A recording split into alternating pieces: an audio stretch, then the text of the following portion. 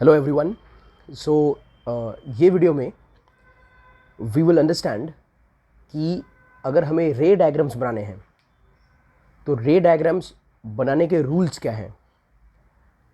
तो कोई भी लेंस के लिए, चाहे वो कॉन्वेक्स हो या कॉनकेव हो, तो इस वाले वीडियो में हम सीखेंगे what are the rules for drawing the ray diagrams.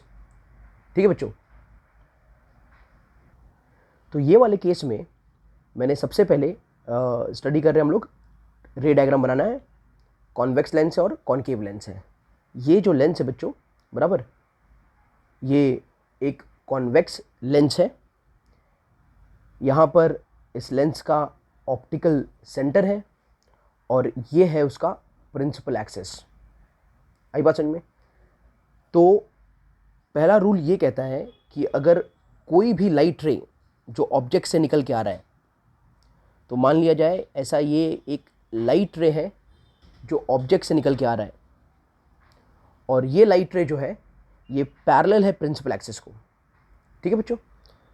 तो लेंस में क्या होता है ना, ये ऑप्टिकल सेंटर हो जाता है, फिर एक पॉइंट होता है जिसे हम बोलते हैं F1 और एक पॉइंट है जिसे हम बोलते हैं 2F1, बराबर, ये तो आप जानते हो।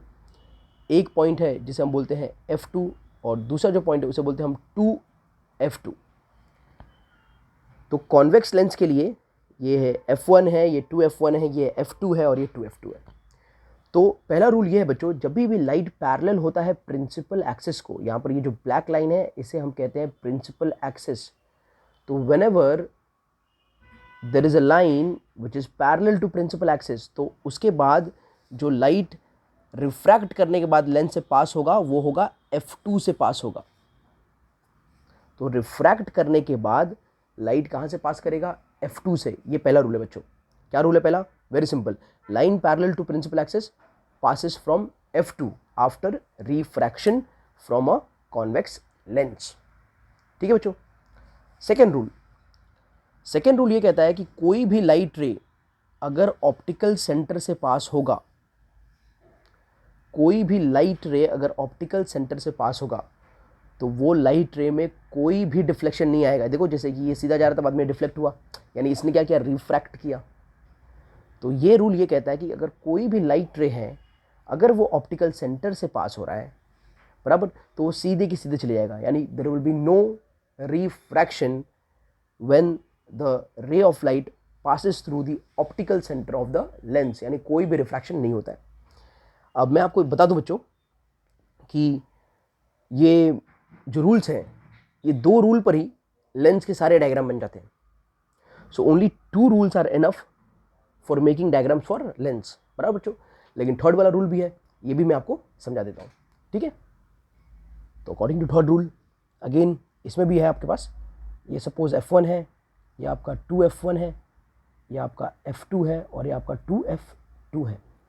तो थर्ड वाला रूल ये कहता है, अगर जो हमारा लाइट रे है, बराबर बच्चों, इसके हिसाब से अगर कोई रे ऑफ लाइट अगर हमारे प्रिंसिपल फोकस से पास होता है, तो रे ऑफ लाइट इस प्रिंसिपल फोकस से अगर पास हो रहा है कोई भी रे ऑफ लाइट, ठीक है, तो ये रिफ्रैक्शन के बाद ये प्रिंसिपल एक्सिस को पैरेलल जाएगा। तो after refraction it will go parallel to the principal axis. ठीक है। ये एग्जैक्टली ऑपोजिट है हमारे फर्स्ट रूल का। तो ये 3 रूल्स बच्चों, ये 3 रूल यूज़ करके, इनफैक्ट आप सिर्फ 2 रूल्स यूज़ करके आप लेंस के सारे डायग्राम्स आराम से बना सकते हो, उसमें कोई प्रॉब्लम नहीं आएंगे।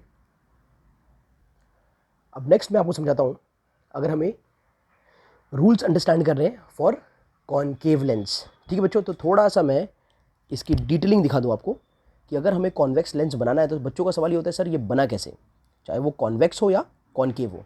तो जब मेरे रे डायग्राम बनाऊंगा ना तब मैं आपको दिखा दूंगा, लेकिन फिलहाल जो फर्स्ट रूल है उसके लिए मैं आपको एक बार समझा देता हूँ कि बनता कैसे है। ठीक है बच्चों। तो ये हमने एक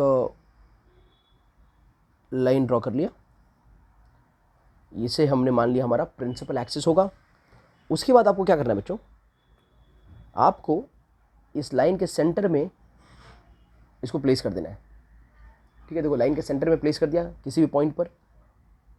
उसके बाद एक छोटा सा आर्क ये किया, मार्क किया, देखो। फिर उसी आर्क पर रखकर एक और छोटा सा पॉइंट मार्क किया, यहाँ देख लो आप, और फिर वो जो पॉइंट था जहाँ पर आपने फर्स्ट इसको प्लेस किया था पहला, उसको मार्क कर दो एक छली छोटी डॉटेड लाइन से। फिर सेम डिस्टेंस से राइट हैंड साइड पर भी ऐसे 2 पॉइंट्स मार्क कर लो। इतना तो समझ में आ गया होगा आपको। अब ये जो है ये आपका होगा ऑप्टिकल सेंटर, ये होगा आपका F1, ये होगा आपका 2F1, ये होगा आपका F2 और ये होगा आपका 2F2। ठीक है बच्चों। उसके बाद क्या करना है बच्चों, लेंस बनाने के लिए कौन सा लेंस, कॉनकेव लेंस, आप रख दो इसको F1 और 2F1 पर रख दिया। उसके बाद आप मूव करो ऑप्टिकल सेंटर की तरफ और उससे थोड़ा पहले आप एक आर्क बना दो।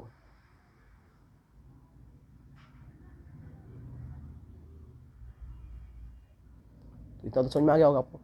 अब सेम डिस्टेंस लेके अब आप रख दो इसको 2F2 पर, बराबर 2F2 पर रख दो और वो आर्क को कंटिन्यू कर लो।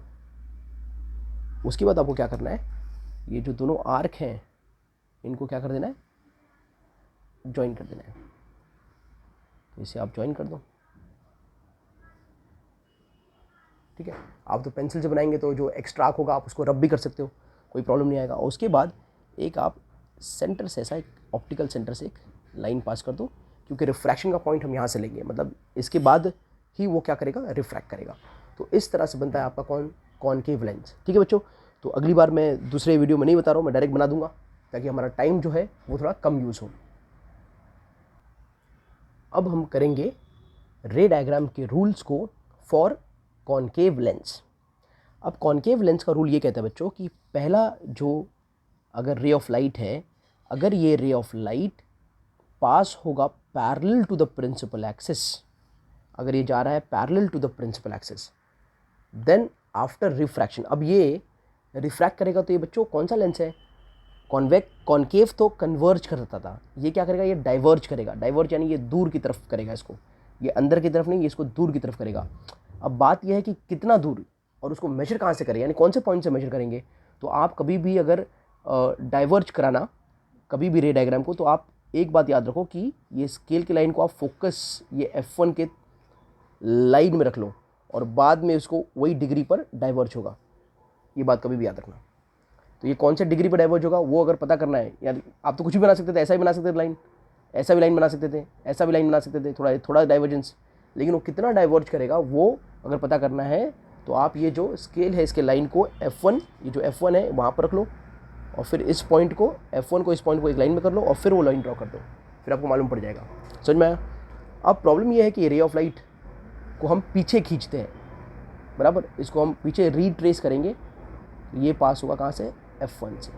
कहाँ से पास होगा ये, F1 से, क्योंकि मिल तो नहीं रहा है, F2 को मिल नहीं रहा है, 2F2 को भी नहीं मिल रहा है, तो इसको हम वापस से पीछे की तरफ रीट्रेस करते हैं बच्चों। तो ये कहाँ से पास होता है, F1 से। तो अगर कोई लाइट पैरेलल है प्रिंसिपल एक्सिस को फॉर कॉनकेव लेंस, तो it passes from the principal focus, that is F1 of the concave lens.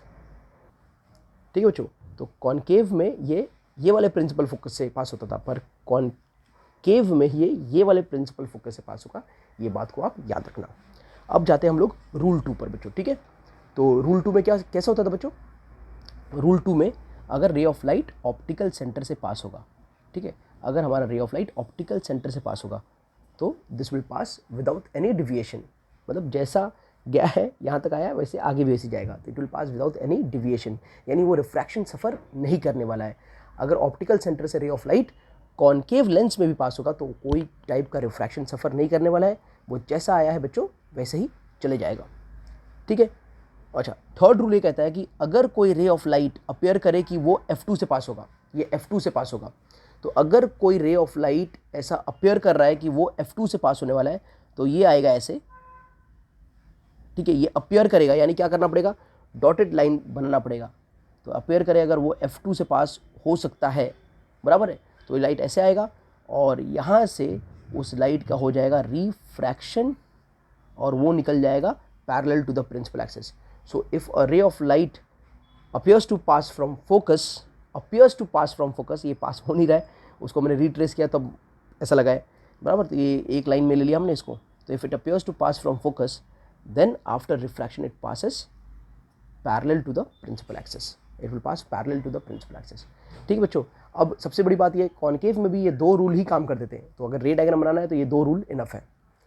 Okay alright, exam में कभी क्या होता है ना बच्चों, they ask you what are the rules for drawing ray diagram, तो आप क्या करोगे, ये डायग्राम्स भी बना लोगे और स्टेटमेंट जो है ना उस स्टेटमेंट को आप एक्सप्लेन भी कर दोगे, तो बस आपका आंसर हो जाएगा। अगर ये इतना आसान क्वेश्चन आ गया आपको सीबीएसई बोर्ड में तो बहुत बड़ी बात हो जाएगी, तो इसे आप मिस मत करना, सिर्फ थोड़ा इसका जो कंसेप्ट है उसको याद रखना।